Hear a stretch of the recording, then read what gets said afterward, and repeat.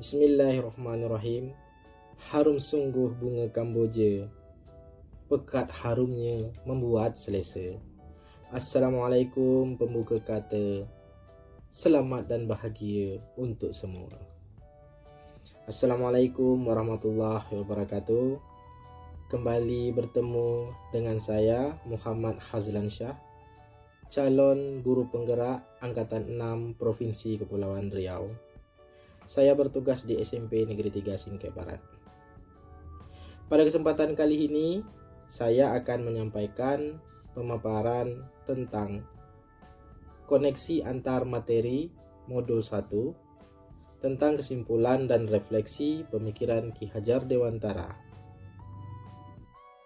Setelah saya menjalani tahapan merdeka pada modul 1 ini, dimulai dari diri, dilanjutkan kegiatan eksplorasi, lalu bersama-sama mengikuti ruang kolaborasi, melaksanakan demonstrasi kontekstual, dan beberapa hari yang lalu mengikuti kegiatan elaborasi bersama instruktur. Saya dapat membuat beberapa simpulan mengenai pemikiran Ki Hajar Dewantara. Yang pertama adalah tujuan pendidikan menurut Ki Hajar Dewantara adalah menuntun. Dalam hal ini, saya memaknainya bahwasanya seorang pendidik memiliki peran sebatas menuntun tanpa harus memaksakan perubahan dasar dari anak tersebut. Kita sebagai pendidik hanya dapat mengubah laku anak tersebut dengan mengarahkannya atau menuntunnya, agar mereka dapat mencapai apa yang mereka inginkan. Kedua adalah murid bukanlah cerminan dari kertas kosong polos, melainkan sudah terdapat garis samar yang harus diperjelas.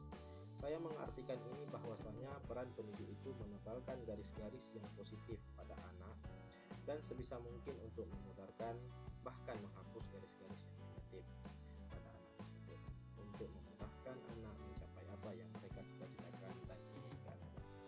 Yang ketiga adalah kodrat alam dan kodrat zaman sangat penting untuk diperhatikan dalam menuntun anak. Pada poin ini, saya akan mulai dari kodrat alam, yaitu bagaimana kita memanfaatkan alam sekitar untuk menyampaikan pembelajaran. Dalam kodrat alam ini, saya juga memaknai bahwasanya sosiokultural atau budaya tersebut juga menjadi salah satu pendukung tercapainya pendidikan anak. Saya sudah melaksanakan pada dasarnya kegiatan kodrat alam ini pada pembelajaran olahraga. Dalam olahraga kami memiliki beberapa tahapan, salah satunya adalah kegiatan pemanasan. Pada tahapan inilah saya memasukkan permainan-permainan rakyat yang dalam hal ini saya ingin peserta didik tersebut dapat melestarikan permainan rakyat dan kemudian mereka mencintai budaya. Dalam hal ini adalah permainan rakyat.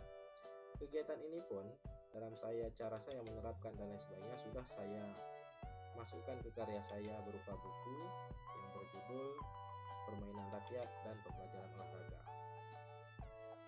Yang kedua adalah kodrat zaman. Kodrat zaman ini pandangan saya adalah kita selaku guru harus mampu mengikuti perkembangan zaman, karena zaman akan selalu berubah dan tentunya akan terus maju, terutama dalam hal perkembangan teknologi. Oleh sebab itu, kita harus selalu mengikuti zaman agar dapat mencapai tujuan pembelajaran yang gemilang. Yang terakhir adalah berhamba kepada anak. Pada poin ini saya memaknainya dengan peran kita sebagai guru. Kita harus tahu, paham, kelebihan dan kekurangan serta keinginan murid. Karena tiap anak atau tiap murid itu memiliki keinginan kebiasaan yang berbeda. Sehingga seharusnya kita memaknainya atau memberikan hal-hal yang berbeda juga agar anak tersebut menyikapinya dengan baik, sehingga pada pembelajaran anak akan merasa senang dan kemudian proses pembelajaran akan terlaksana dengan baik. Pembahasan berikutnya berdasarkan pertanyaan pemantik adalah apa yang Anda percaya tentang murid dan pembelajaran di kelas sebelum Anda mempelajari modul 1.1. Yang pertama adalah saya percaya suka tidak suka murid harus belajar sesuai dengan cara saya mengajar. Hal adalah menjadi kepercayaan saya terhadap pembelajaran saya di dalam kelas. Jadi suka atau tidak suka, murid harus mengikuti cara saya mengajar. Kemudian yang kedua adalah anak harus bisa semua materi PJOK. Di sini maksud saya adalah saya menganggap seluruh anak harus dan bisa mempelajari atau mengerti materi PJOK. Karena bagi saya, dengan bisa melakukan, anak akan mendapatkan nilai yang bagus dan tujuan pembelajaran yang saya inginkan itu tercapai. Yang ketiga adalah metode demonstrasi adalah yang paling cocok untuk pelajaran PJOK. Hal ini adalah dulu menjadi pedoman saya, bahwasanya demonstrasilah satu-satunya metode yang baik atau yang sangat bermanfaat atau sangat bagus pada pembelajaran PJOK.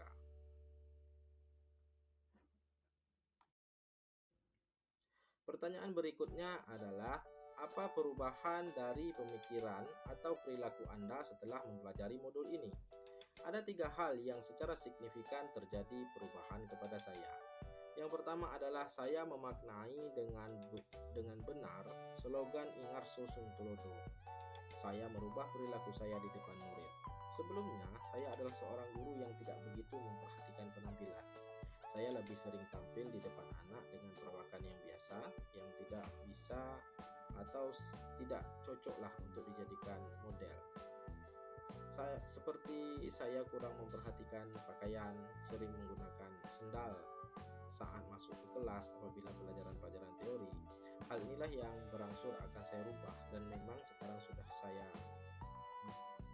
lakukan perubahan, sehingga ke depan saya ingin menjadi teladan atau contoh di depan anak murid saya, karena dengan berpenampilan yang rapi, penampilan yang bagus, tentunya saya bisa dijadikan contoh untuk seluruh siswa-siswi saya. Kedua adalah tidak melulu menggunakan metode demonstrasi. Saya mengubah model dan metode saya dalam pembelajaran, tidak lagi hanya dengan metode demonstrasi. Meski tetap menggunakannya, namun tidak seperti dahulu. Tidak seluruhnya atau tiap materi itu saya menerapkan metode demonstrasi. Kini saya lebih menggunakan metode-metode yang lebih memanfaatkan keterampilan anak, sehingga pembelajaran atau pendidikan itu berorientasi kepada anak. Ketiga adalah saya akan terus menyelipkan permainan tradisional pada tahap pemanasan dalam pembelajaran PJOK. Hal ini sejalan dengan kudrat alam yang disampaikan Ki Hajar Dewantara, bahwasanya dengan memasukkan nilai-nilai budaya, maka anak akan lebih mencintai budayanya dan pada akhirnya juga akan dapat melestarikan budayanya. Dan tentunya keinginan saya adalah siswa lebih semangat dalam pembelajaran. Pertanyaan ketiga adalah, apa yang bisa segera saya terapkan lebih baik agar kelas saya mencerminkan perilaku KHD? Yang paling dekat yang bisa saya lakukan adalah hanya satu lah menurut pandangan saya, yaitu melakukan asesmen diagnostik. Kenapa? Karena hanya satu hal inilah yang belum saya lakukan sebelumnya dan akan saya lakukan, karena hal ini bagi saya sebagai pintu untuk memulai atau pintu untuk memasukkan segala bentuk pemahaman Ki Hajar Dewantara dalam pembelajaran. Dengan mengetahui apa yang diinginkan anak, apa yang disukai anak, tentunya akan memudahkan saya dalam memberikan strategi pembelajaran yang cocok dan sesuai, sehingga pembelajaran ini dapat terlaksana selain lancar namun juga menarik. Tentunya akan berdampak lebih baik atau berdampak lebih bagus pada pembelajaran, sehingga tentunya hasil pembelajaran pun akan meningkat. Demikianlah yang dapat saya sampaikan. Terima kasih. Selamat dan bahagia untuk kita semua. Wassalamualaikum warahmatullahi wabarakatuh.